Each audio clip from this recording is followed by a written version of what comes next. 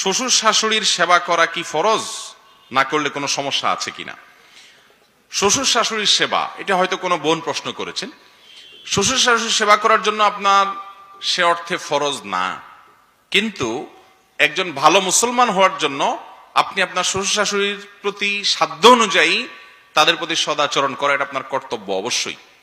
আপনার উপরে আক্ষরিক অর্থে সেবা করা ফরজ না, কিন্তু আপনার স্বামীর সাথে সুসম্পর্ক যেন বজায় রাখে।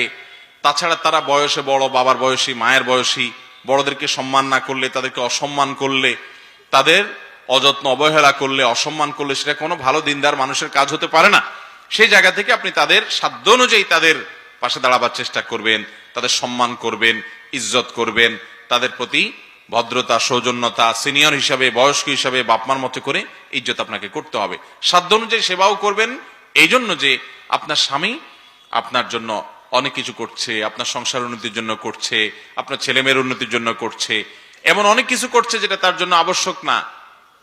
তো আপনিও তার হয়ে তার বাবা মার খেদমত করা, তাদের সেবা করা, তাদের পাশে দাঁড়ানো, এটা আপনার কর্তব্যের অংশ। যে আমার স্বামী আমার জন্য অনেক কিছু করছে যেটা তার উপর আবশ্যক না। আপনার স্বামী যদি আমাকে জিজ্ঞেস করতো যে স্বামী হিসাবে আমি স্ত্রীর জন্য কতটুকু করা আবশ্যক আর কোনটা ফরজ না, তাহলে তো আমরা উত্তরে বলবো যে আবশ্যক হলো তার জন্য ভরণ পোষণের ব্যবস্থা করা, থাকার একটা ব্যবস্থা করা, আপনার জন্য শহরে একটা বাড়ি করা, আপনার জন্য একটা গাড়ি কেনা, আপনার জন্য ভবিষ্যৎ তৈরি করা, আপনার ভবিষ্যৎ ভালো যেন থাকতে পারেন সেজন্য ব্যাংক ব্যালেন্স করা।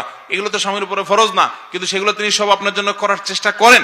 অতএব তিনি যখন আপনার জন্য ফরজের বাইরে অনেক কিছু করতে চেষ্টা করেন আপনার সুখের আশায়, অতএব আপনারা উচিত তার বাপ মাকে শ্রদ্ধা নিবেদন করা, সম্মান করা, সাধ্য অনুযায়ী খেদমত করা, যেহেতু তিনি বাপ মাকে সময় দিতে পারছেন না আপনার সংসারের জন্য। তো এই জন্য এই জাতীয় আপনার বিষয়গুলোতে প্রত্যেকটা মানুষের মানবিক হওয়া কর্তব্য, না হলে আমরা ভালো মানুষ হতে পারবো না। আপনি একসময় শ্বশুর-শাশুড়ি হবেন, তখন আপনি আশা করবেন আপনার বৌমা আপনার সাধ্য অনুযায়ী সেবা করুক, সাধ্য অনুযায়ী আপনাকে দেখুক, যত্ন নিক, আদর আপ্তি করুক। এটা আমাদের করা কর্তব্য, বিধায় সেটা ভোলা যাবে না।